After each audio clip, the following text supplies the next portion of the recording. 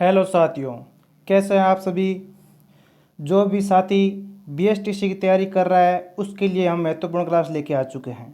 Objective class लेके आए हैं। अगर आप बीएसटीसी की तैयारी कर रहे हो तो आपको ऑब्जेक्टिव ज़्यादा से ज़्यादा करने चाहिए, क्योंकि आप ज़्यादा ऑब्जेक्टिव करोगे तभी आपको पता चलेगा कि क्वेश्चन किस टाइप के आते हैं एग्ज़ाम में। जैसे कि आपकी एग्ज़ाम तारीख घोषित हो चुकी है 30 जून, जिससे लिए हम आपके लिए रेगुलर क्लास लाने का प्रयास कर रहे हैं। जैसे कि आज की क्लास हम लेके आए हैं कि श्रावक प्रतिक्रमण सूत्र चूर्ण ग्रंथ का संबंध किस शैली से है। ऑप्शन इसका था हमारे मेवाड़ शैली, मारवाड़ शैली, बीकानेर शैली या अलवर शैली। तो इसका सही जवाब हो जाएगा हमारे मेवाड़ शैली से है कि श्रावक प्रतिक्रमण सूत्र चूर्ण ग्रंथ का संबंध मेवाड़ शैली से, यानी ऑप्शन ए इसका सही हो जाएगा। बात करें अगले क्वेश्चन की। जो अगला क्वेश्चन है वह बहुत ही शानदार क्वेश्चन है। वह हमारे खेल जगत से जुड़ा हुआ है कि राजस्थान खेल रत्न पुरस्कार कब प्रारंभ की हुआ, यानी जो राजस्थान खेल रत्न पुरस्कार दिया जाता है उसका शुरुआत कब हुई, इसके बारे में पूछा गया था। ऑप्शन दिए है हमारे कि 1996 में, 1993 में, 1954 में या 1995 में। तो इसका जो सही जवाब रहने वाला है वह इसका सही जवाब हो जाएगा 1954 में, यानी ऑप्शन सी इसका सही जवाब हो जाएगा कि राजस्थान खेल रत्न पुरस्कार की शुरुआत 1994 में हुई थी। ठीक है, चलिए नेक्स्ट क्वेश्चन की ओर बढ़ते हैं आगे हम।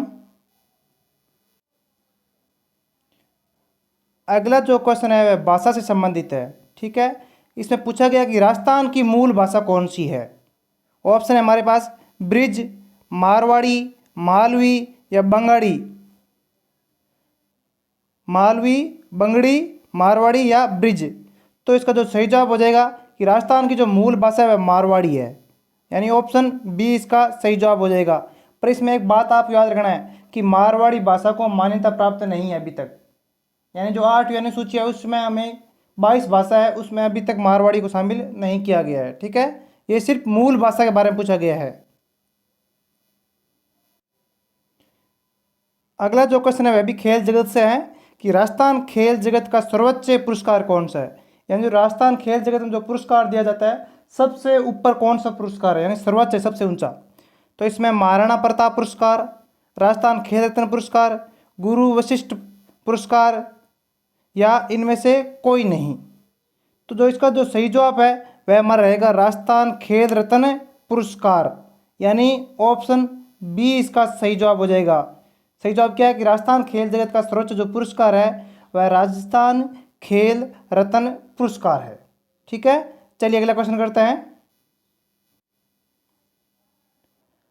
अगला क्वेश्चन हमारे जियोग्राफी से है राजस्थान की कि राजस्थान का उत्तरी दक्षिण विस्तार कितने किमी लंबा है, कि जो उत्तर दक्षिण विस्तार है वह कितने किमी लंबा है। ऑप्शन है हमारे पास 869, 800 किमी या 850 या 826।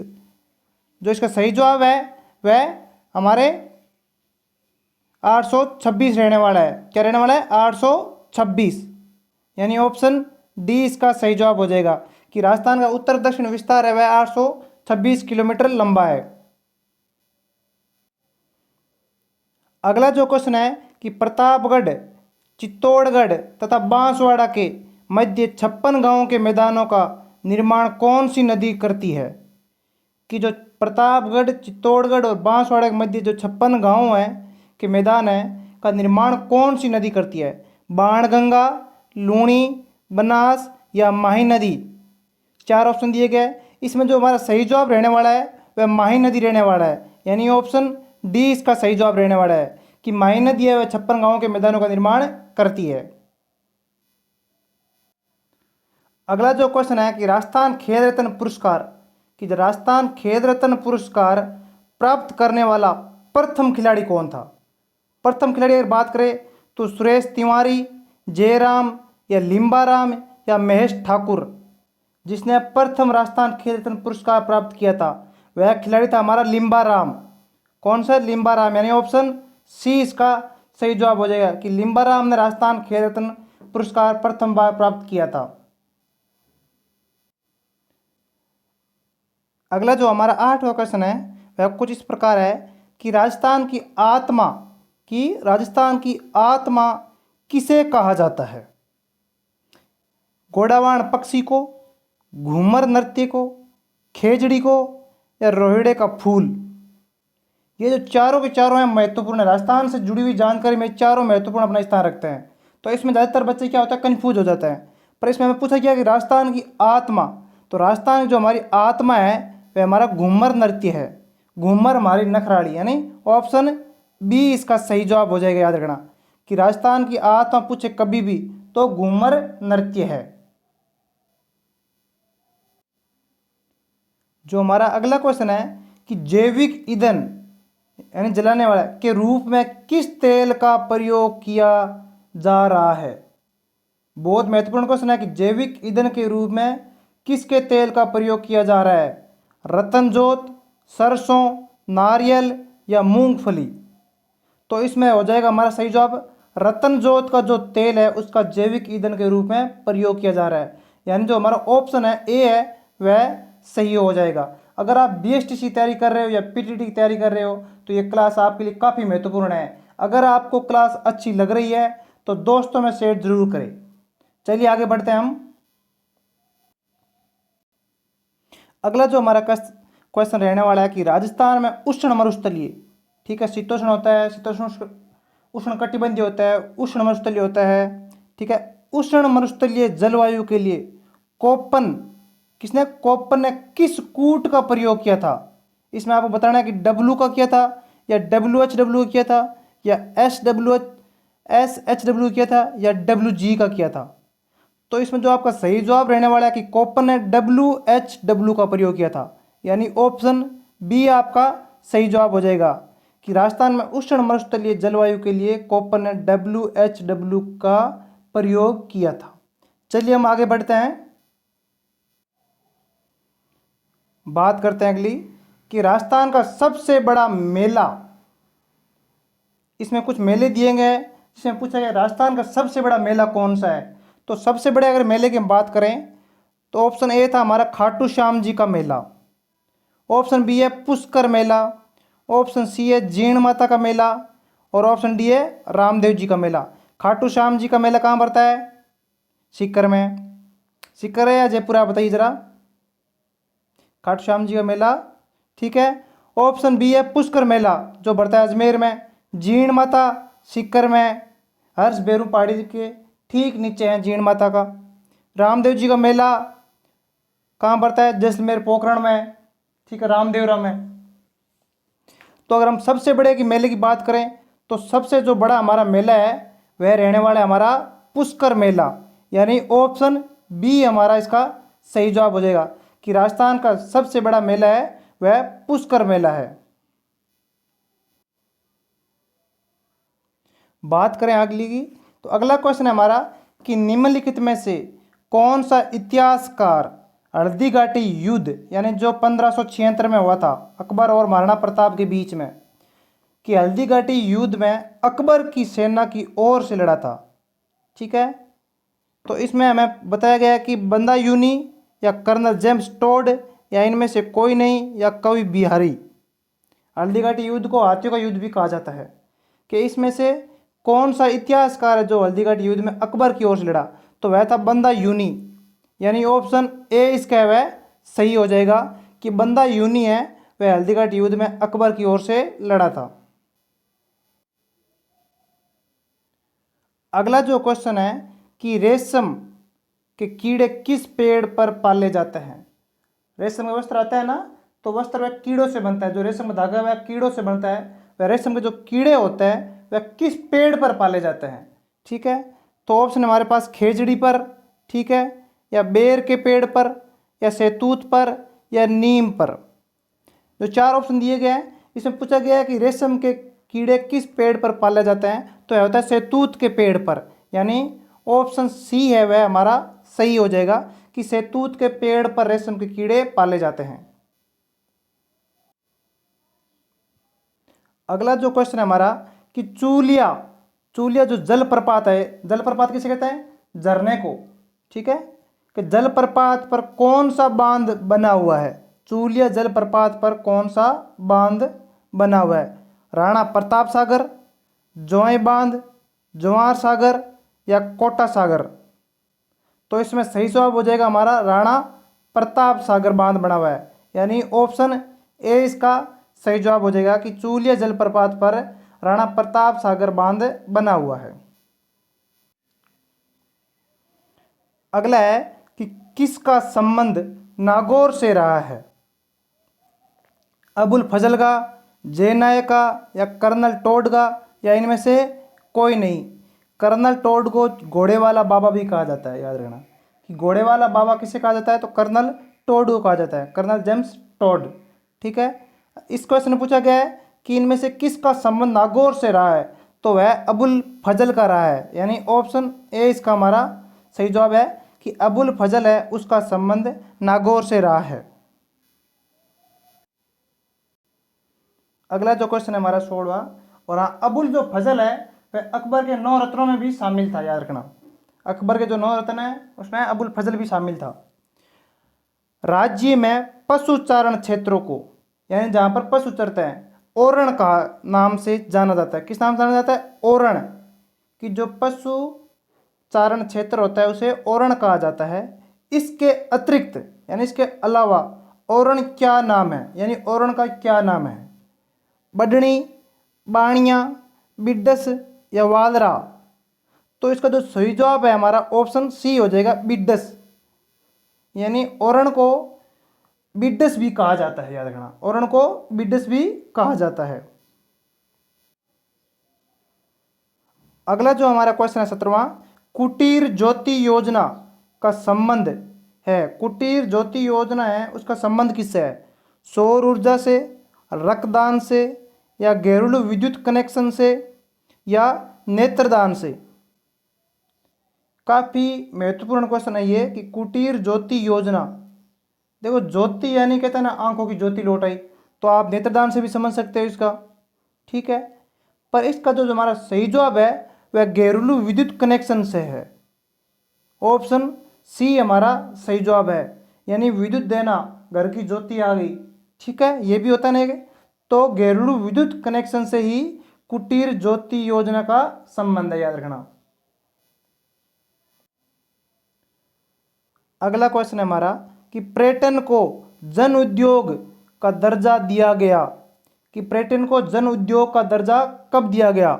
2003-4 में, 2001-2 में, 2000 और 2001 में, 2002 या 3 में, 2004 या 5 में? तो जो पर्यटन को जन उद्योग का दर्जा है वह 2004-5 में दिया गया था, यानी ऑप्शन डी हमारा सही जवाब हो जाएगा कि पर्यटन उद्योग को जन उद्योग का दर्जा 2004-5 में दिया गया था। अगला जो क्वेश्चन है वह हमारी आज़ादी से जुड़ा हुआ है कि 15 अगस्त 1949 को जो हमारा देश आज़ाद हुआ था मध्य रात्रि को, तो जवाहरलाल नेहरू ने एक भाषण भी दिया था, भाग्य वधु से चीर प्रतिरक्षण भेंट तक। ठीक है, ये उनका भाषण था कि 15 अगस्त 1947 को किन रियासतों ने स्वतंत्र रहने की घोषणा की थी? ये राजस्थान में कौन सी रियासतें थी जिन्होंने कहा था हम स्वतंत्र ही रहेंगे? भरतपुर, जोधपुर या अलवर या डूंगरपुर या उपयुक्त सभी? कि इनमें से कौन सी रियासत है जिन्होंने स्वतंत्र रहने की घोषणा की थी? तो याद रखना उपयुक्त सभी, यानी भरतपुर भी शामिल था, जोधपुर भी शामिल था, अलवर भी शामिल था और डूंगरपुर भी शामिल था, यानी ऑप्शन बी हमारा सही जवाब है कि सभी रियासतों ने कहा था कि हम स्वतंत्र ही रहेंगे। अगला जो हमारा क्वेश्चन है 20वां कि पशु पक्षियों को महत्व देने वाले स्कूल ऑफ पेंटिंग का नाम है, जिसने पशु पक्षियों को महत्व दिया है। नाथद्वारा शैली, जयपुर शैली, अलवर शैली या बूंदी शैली? इनमें से किसने पशु पक्षियों को महत्व दिया है, स्कूल ऑफ पेंटिंग का नाम है? तो याद रखना वह हमारा जो ऑप्शन है डी, यानी बूंदी शैली ने महत्व दिया है। ऑप्शन जो डी है वह हमारा सही जवाब है कि बूंदी शैली। अगला जो हमारा क्वेश्चन है कि राज्य महिला आयोग, कि राज्य महिला आयोग का गठन कब किया गया था? ऑप्शन है हमारे 1999, 1993, 1995 या 1992। तो जो इसका जो सही जवाब रहने वाला है वह 1999 रहने वाला है, यानी ऑप्शन ए इसका सही जवाब रहने वाला है। और अगर आप साथ साथ लिख रहे हो तो अच्छी बात है, अगर लिख नहीं रहे हो तो कोई भी दिक्कत नहीं है, आप क्लास आराम से सुन लीजिए। और इस क्लास का जो पीडीएफ है वह आपको मिल जाएगा हमारे टेलीग्राम चैनल वीर तेजा क्लासेज में, जिसकी लिंक अब डिस्क्रिप्शन में दी हुई है।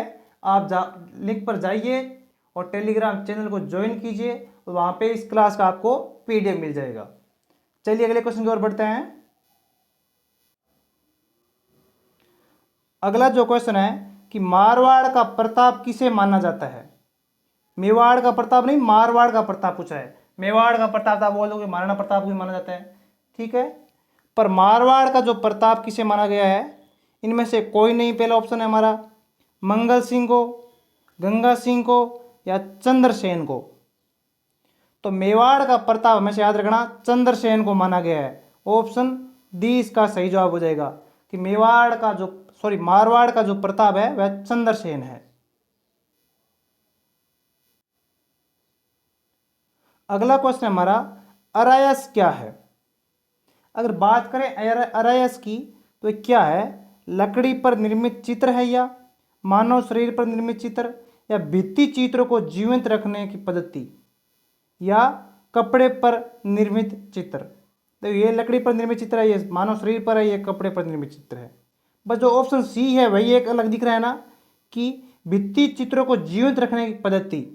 तो ऑप्शन सी हमारा सही है कि अरायस है जो भित्ति चित्रों को जीवित रखने की एक पद्धति है, यानी ऑप्शन सी इसका सही जवाब हो जाएगा। अगला जो हमारा क्वेश्चन है कि किस अभ्यारण्य में बायोलॉजिकल पार्क स्थापित है? जो बायोलॉजिकल पार्क है वह किस अभ्यारण्य में स्थापित है? ऑप्शन है हमारे नाहरगढ़ उद्यान, इनमें से कोई नहीं, दरेरा अभ्यारण्य, दरार अभ्यारण्य या सीताबाड़ी अभ्यारण्य। तो इसमें जो है हमारा बायोलॉजिकल पार्क है वह नाहरगढ़ में है। कहाँ पे? नाहरगढ़ उद्यान में, यानी ऑप्शन ए है जो हमारा सही है। अगला जो क्वेश्चन है वह काफी महत्वपूर्ण क्वेश्चन है कि रोइडे के फूल को राज्य पुष्प कब घोषित किया गया था? ये काफी महत्वपूर्ण क्वेश्चन याद रखना, बीएसटीसी के लिए तो बहुत ज़्यादा महत्वपूर्ण है कि रोइडे के फूल को राज्य पुष्प कब घोषित किया गया था? ऑप्शन हमारे 28 अक्टूबर 1982, 30 नवंबर 1983, 31 अक्टूबर 1982 या 31 अक्टूबर 1983। और जो ऑप्शन है वह भी काफ़ी उलझे हुए ऑप्शन है, याद रखना। तो इसका जो हमारा सही जवाब रहने वाला है वह 31 अक्टूबर है, याद रखना 31 अक्टूबर 1983। 1983 में भारत ने वर्ल्ड कप जीता था, उस 1983 में राज्य पुष्प घोषित किया था किसको? और रोहिडे को, याद रखना। ऑप्शन डी हमारा सही जवाब हो जाएगा कि 31 अक्टूबर 1983 को ही रोहिडे जो फूल है उसको राज्य पुष्प घोषित किया गया था। अगला है वह हमारा तेल रिफाइनरी से है क्वेश्चन कि तेल रिफाइनरी लगाना प्रस्तावित है, जो है बाड़मेर में, याद रखना लगा दी गई है अभी भी। ऑप्शन बी कि तेल रिफाइनरी के बारे में पूछा जाए तो याद रखना बाड़मेर है। कहाँ पर? बाड़मेर में। अगला है कि साइबर कियोस्क की स्थापना सर्वप्रथम किस गांव में की गई थी? साइबर कियोस्क की स्थापना सर्वप्रथम किस गांव में की गई थी? तो ऑप्शन है हमारा अरड़ावता, सदीनसर, तिवावली या काला डेरा। तो याद रखना जो साइबर कियोस्क की स्थापना है वह काला डेरा गांव में की गई थी। कहाँ पे? काला डेरा, यानी ऑप्शन डी हमारा जो सही जवाब हो जाएगा, काला डेरा। अगला है पयान चीनी यात्री ने किस नगर की यात्रा की थी? भीनमाल जालोर, शाकंभरी, पीलीबंगा या गणेश्वर। तो जो पयान चीनी यात्री था उसने भीनमाल जालोर की यात्रा की थी, याद रखना, क्योंकि भीनमाल जालोर की यात्रा की थी। ऑप्शन ए हमारा इसका सही जवाब हो जाएगा। अगला क्वेश्चन हमारा, पहाड़ी क्षेत्रों में आदिवासियों लोगों द्वारा की जाने वाली खेती को क्या कहते हैं? इनमें से कोई नहीं, वालर, दजिया या लावणी। तो जो पहाड़ी क्षेत्र होते हैं जिसमें आदिवासी लोग रहते हैं उनके द्वारा जो खेती की जाती है उसे याद रखना वालर कहते हैं। क्या कहते हैं? वालर। यानी ऑप्शन बी हमारा सही जवाब हो जाएगा। कोशिश देखो हमारी यही है कि क्लास जल्दी खत्म हो जाए, यानी 45 मिनट के अंदर अंदर हो जाए, क्योंकि क्वेश्चन ज़्यादा है तो क्लास थोड़ी बड़ी भी हो सकती है। याद रखना, बड़ी हो रही है तो फायदा आपका ही है कि ज़्यादा क्वेश्चन करोगे उतने ही आपके फायदा रहने वाला है। तो लगातार हमारे साथ बने रहे और क्लास को शेयर करते रहे अपने दोस्तों में। अगला जो क्वेश्चन है हमारा कि राजस्थान में भारतीय मौसम विभाग की वेधशाला कहाँ है? जो भारतीय मौसम विभाग है उसकी राजस्थान में वेधशाला कहाँ पर है? माउंट आबू, सिरोही या जयपुर या जोधपुर? इसमें जो हमारा सही जवाब है वह जयपुर रहेगा, कि जो वेधशाला है वह हमारी जयपुर में है, यानी ऑप्शन सी इसका सही जवाब हो जाएगा।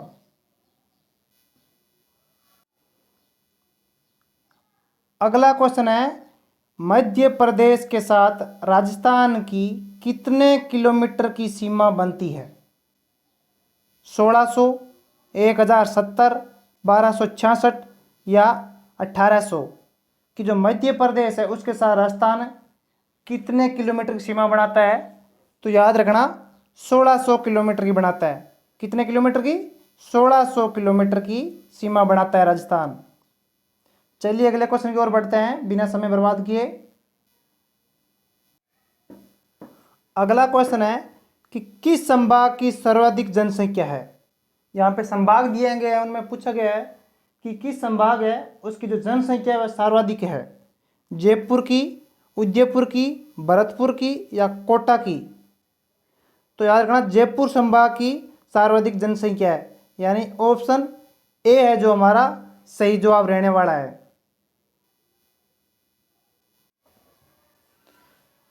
अगला क्वेश्चन है, हरा संगमरमर किस जिले में पाया जाता है? इस ताज में संगमरमर का बना है ना, वह तो सफेद संगमरमर से है, पर इसमें हमें पूछा गया हरा संगमरमर किस जिला में पाया जाता है? तो बांसवाड़ा, प्रतापगढ़, झालावाड़ या उदयपुर? तो जो हरा संगमरमर है वह उदयपुर में पाया जाता है, याद रखना। ऑप्शन डी हमारा सही जवाब रहेगा कि उदयपुर में हरा संगमरमर पाया जाता है। अगला क्वेश्चन है, रुख बायला का अर्थ किस योजना से है? कुआ, वृक्ष क्षेत्र, वृक्ष मित्र या शिक्षा? जो रुख बायला का अर्थ है वह किस योजना से है? तो वह याद रखना वृक्ष मित्र से है। किसे? वृक्ष मित्र से, ना कि क्षेत्र से, यानी ऑप्शन सी हमारा सही जवाब रहेगा। अगला क्वेश्चन है, सागड़ी प्रथा का अन्य उपनाम, जो सागड़ी प्रथा है उसका अन्य उपनाम क्या है? वेश्यावृत्ति प्रथा, सती प्रथा, बंधुआ मजदूरी प्रथा या देवदासी प्रथा? तो जो इसका सही जवाब रहने वाला है वह बंधुआ मजदूर प्रथा से है। किसे? बंधुआ मजदूर, यानी ऑप्शन सी इसका सही जवाब रहेगा कि सागड़ी प्रथा का अन्य उपनाम है बंधुआ मजदूर प्रथा।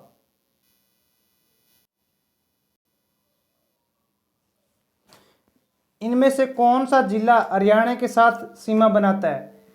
ये बात आप याद रखना, जो ये क्वेश्चन है वह पुराने पैटर्न के आधार पर है। ये जो क्वेश्चन दिया गया है, यानी जो 33 जिले थे तब के आधार पर, 50 जिले हैं उनके आधार पर नहीं है। तो इसका जवाब आप लोग मुझे कमेंट बॉक्स में बताना कि हरियाणा के साथ कौन सा जिला था वह जो सीमा बनाता था। बीकानेर, उदयपुर, राजसमंद या जयपुर? जो 4 ऑप्शन दिए गए हैं उनमें से आप बताइए कि जो कौन सा जिला था जो हरियाणा के साथ सीमा बनाता था।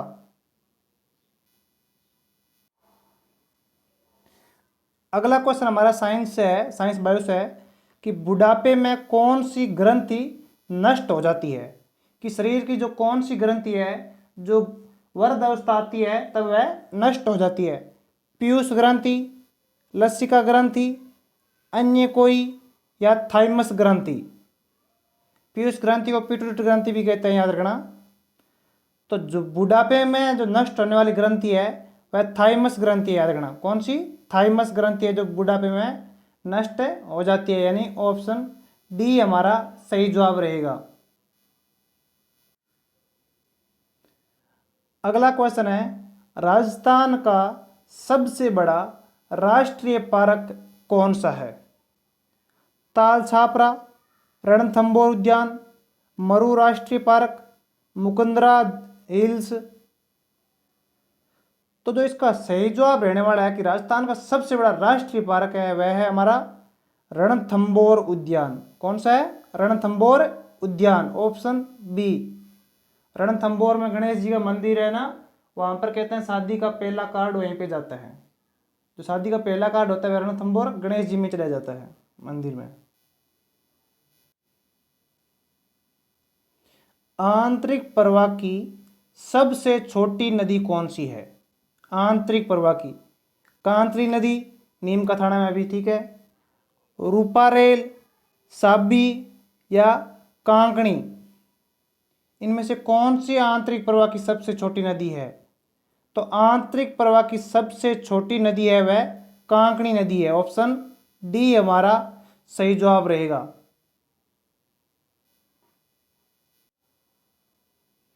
ये जो क्वेश्चन है वेरी मोस्ट क्वेश्चन, याद रखना। काफी बार एग्जाम में पूछा गया है कि राजस्थान की वह एकमात्र नदी कौन सी है जिसका उद्गम तो राजस्थान से ही होता है। उद्गम कहाँ से होता है? राजस्थान से होता है, परंतु इसका जो महत्व है वह गुजरात के लिए है। यानी उद्गम राजस्थान से हो रहा है पर उसका जो महत्व है वह गुजरात में बढ़ जाता है। तो इनमें से कोई नहीं, माही नदी, साबरमती, या पश्चिमी बनास नदी। तो आपको सबको पता है जो साबरमती नदी है अहमदाबाद गुजरात से गुजरती है, उसी का ही महत्व है गुजरात में, पर इसका जो उद्गम है साबरमती नदी का, याद रखना, राजस्थान से ही होता है। यानी ऑप्शन सी हमारा सही जवाब रहेगा। अगर कभी भी पूछ ले कि साबरमती नदी का उद्गम कहाँ पे होता है, किस राज्य में होता है, तो वह राजस्थान राज्य से होता है, याद रखना। नेक्स्ट क्वेश्चन है हमारा कि राजस्थान का सबसे बड़ा बांध कौन सा है? राजस्थान का सबसे बड़ा बांध कौन सा है? जाखम बांध, पांचना बांध, या जसवंत सागर बांध, या राणा प्रताप सागर बांध। तो ऑप्शन देखते हैं आपको पता चल गया होगा कि राजस्थान का सबसे बड़ा बांध कौन सा है। तो राजस्थान का सबसे बड़ा बांध है राणा प्रताप सागर बांध, याद रखना। कौन सा? राणा प्रताप सागर बांध, ऑप्शन डी हमारा सही जवाब रहेगा इसका। अगला क्वेश्चन है वह कुप्रथा से है जो प्राचीन समय में चलती थी, अभी नहीं है। एक कुप्रथा ही बोल सकते हो आप इसको, कि सती प्रथा का सबसे पहले कब और कहाँ गैर कानूनी घोषित किया गया था? सती प्रथा कुछ इस प्रकार थी, कहते हैं कि जैसे अगर किसी का पति की मृत्यु हो जाती है तो उसकी पत्नी को ही उसके साथ जला दिया जाता है, यानी दाह संस्कार उसका भी कर दिया जाता था। पत्नी जिंदा होती थी तभी उसका दाह संस्कार कर देते। तो एक प्रकार ये कुप्रथा ही है जिसका राजा राम मोहन राय ने आलोचना की थी। और कहते हैं राजा राम मोहन राय है जो अल्बुक्रुक, जो 15वीं सदी में था, एक अंग्रेज था, अल्बुक्रुक का पुनर्जन्म है। अगर इस क्वेश्चन की बात करें तो ऑप्शन है हमारा 1822 बूंदी में, 1856 उदयपुर में, या 1848 कोटा में। तो जो इसका सही जवाब रहने वाला है, और अगला ऑप्शन हमारे एक उपयुक्त में से कोई नहीं, तो जो इसका सही जवाब रहने वाला है वह 1822 बूंदी रहने वाला है। कौन सा? 1822 बूंदी, कि सबसे पहले गैर कानूनी घोषित किया था बूंदी में 1822, ऑप्शन बी इसका सही रहेगा। अगला क्वेश्चन हमारा, बनी ठनी का चित्र किस क्षेत्र की चित्रकला से संबंधित है? कौन सा? बनी ठनी का। जयपुर चित्रकला शैली से, मेवाड़ चित्र शैली से, किशनगढ़ चित्र शैली से, या अलवर चित्रशैली से। तो ये किशनगढ़ चित्रकला शैली से संबंधित याद रखना। बनी ठणिया कौन सी है? किशनगढ़ की, यानी ऑप्शन सी हमारा सही जवाब रहेगा इसका। अगला क्वेश्चन है हमारा Mewar textile. Mewar textile mills कहाँ पर स्थित है? जयपुर में, चित्तौड़गढ़, उदयपुर या भीलवाड़ा?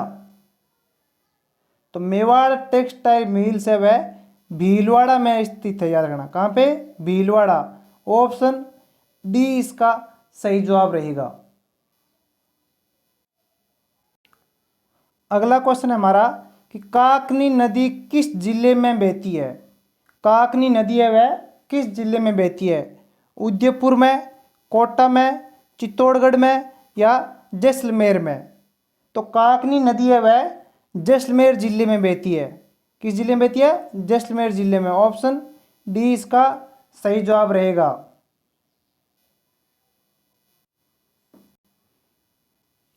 अगला क्वेश्चन हमारा राजस्थान का अन्न भंडार किस जिले को कहा जाता है? यानी अन्न भंडार क्या है? इसका उपनाम है। और एक और उसका उपनाम है रामू जाट की ढाणी, यार ना, रामू जाट की ढाणी या अन्न भंडार किस जिले को कहा जाता है?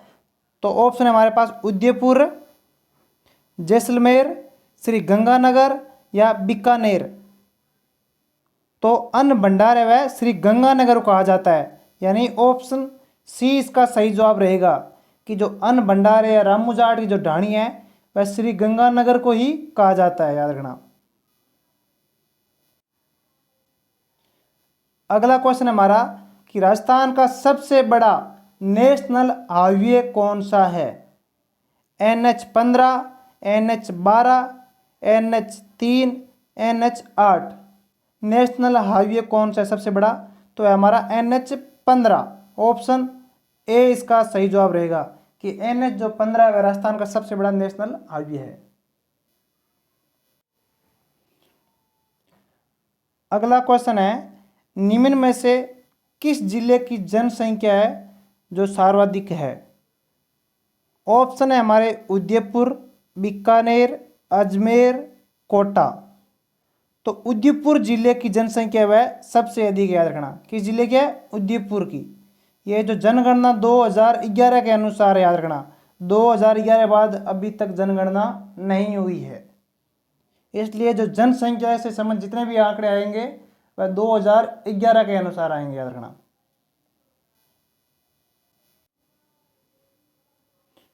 अगला क्वेश्चन है हमारा निम्न में से कौन सी मीठे पानी की झील है?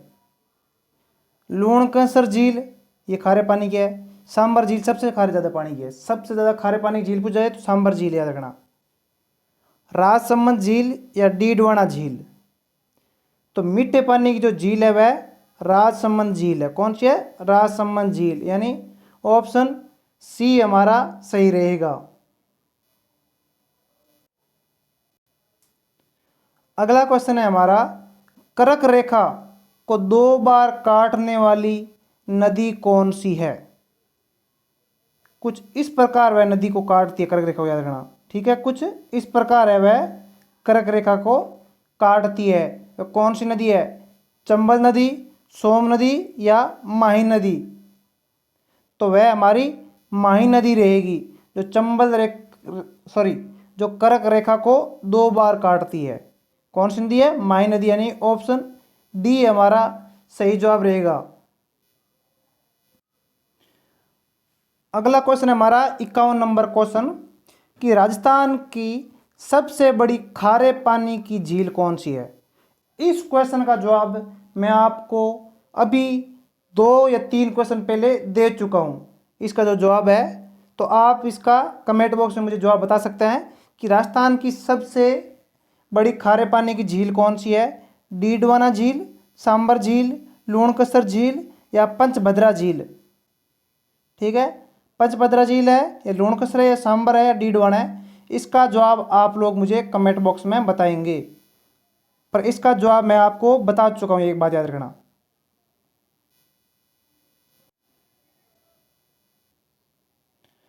अगला क्वेश्चन है हमारा, भूकंप के साक्ष्य सभ्यता के अंतर्गत मिले थे, यानी किस सभ्यता से भूकंप के साक्ष्य मिले थे? कालीबंगा, नौहर सभ्यता, रेड सभ्यता या निम्न में से कोई नहीं। तो इसका एक बात याद रखना कि भूकंप के जो साक्ष्य है वह कालीबंगा सभ्यता से मिले थे। एकमात्र ऐसी सभ्यता जिसके भूकंप के साक्ष्य मिले थे वह कौन सी है? कालीबंगा सभ्यता, जो कहाँ है? हनुमानगढ़ जिले में। कहाँ पे? हनुमानगढ़ जिले के अंदर है, यानी ऑप्शन ए हमारा सही रहेगा। और अगर इसका समय पूछ ले तो 2350 ईसा पूर्व से, कहाँ से? ईसा पूर्व से 1750 ईसा पूर्व, 2350 ईसा पूर्व से 1750 ईसा पूर्व कालीबंगा का समय माना जाता है, याद रखना सभ्यता का।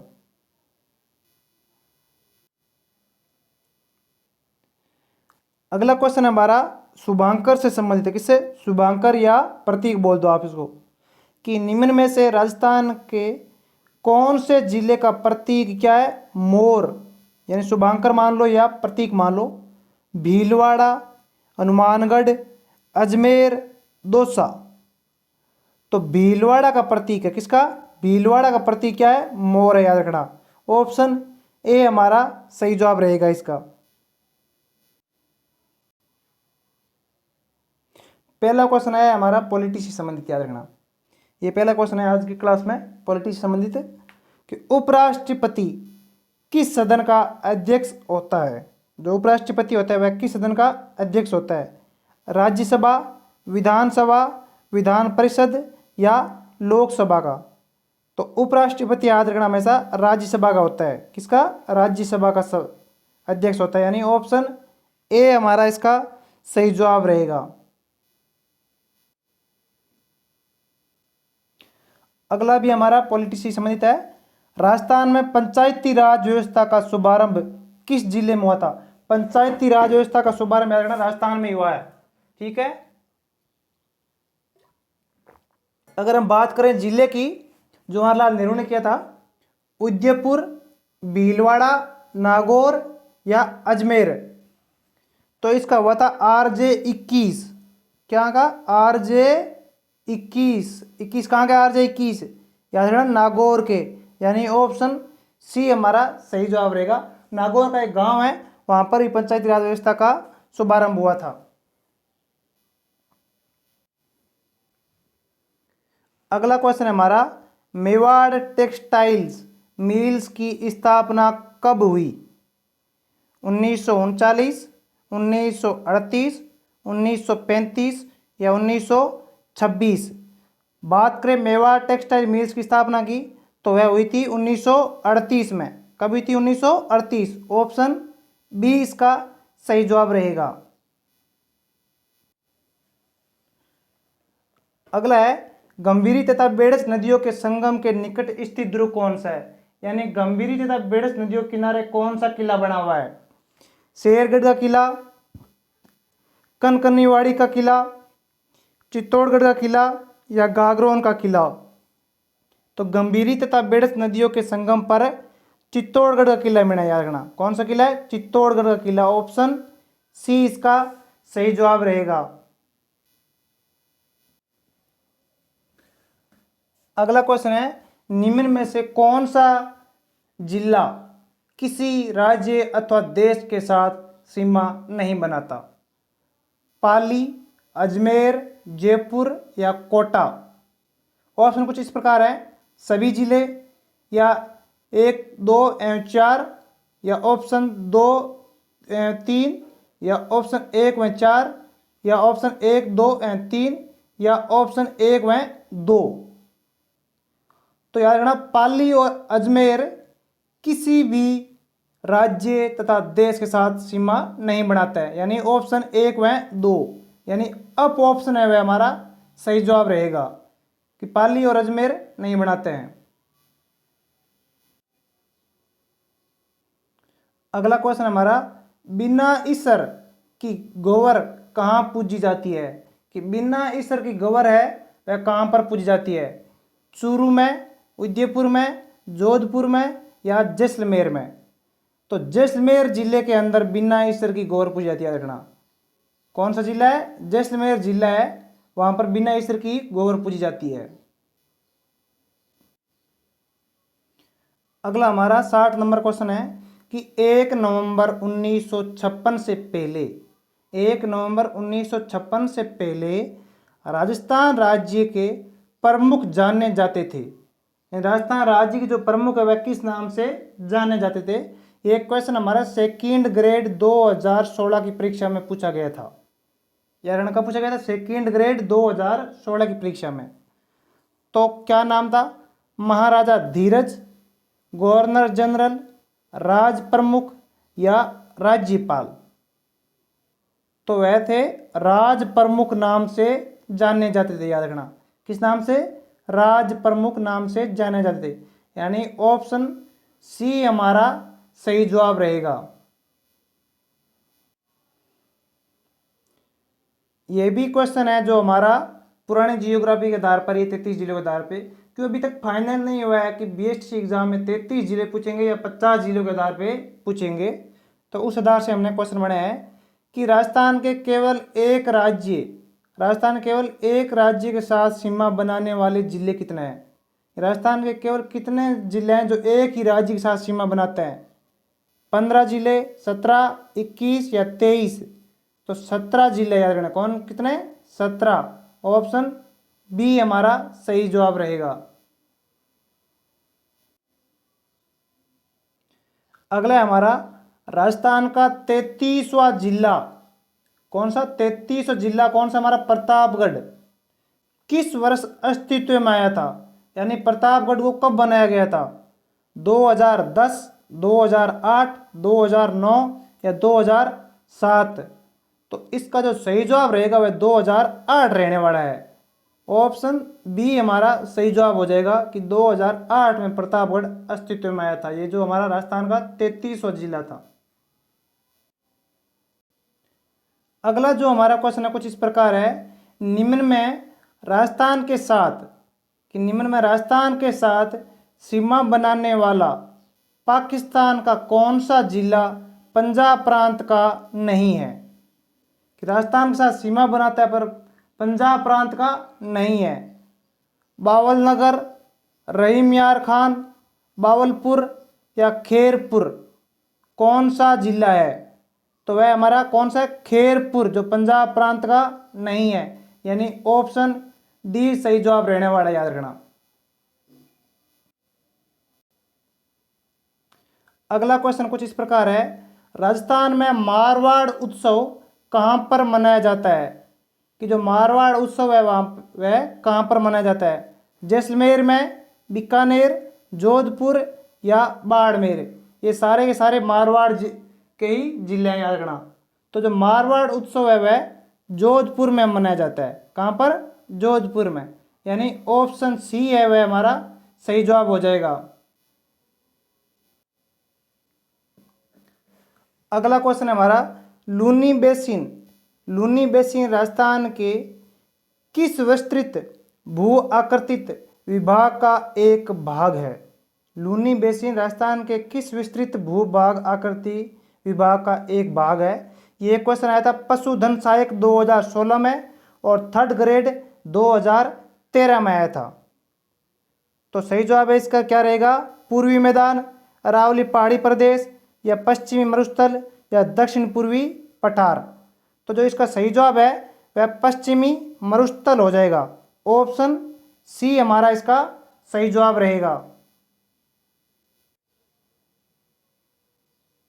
अगला हमारा मुसलमान संत अब्दुल्ला पीर का मकबरा स्थित है। ये पटवारी परीक्षा 2011 में पूछा गया था कि मुसलमान संत है जो अब्दुल्ला पीर का मकबरा कहाँ स्थित है?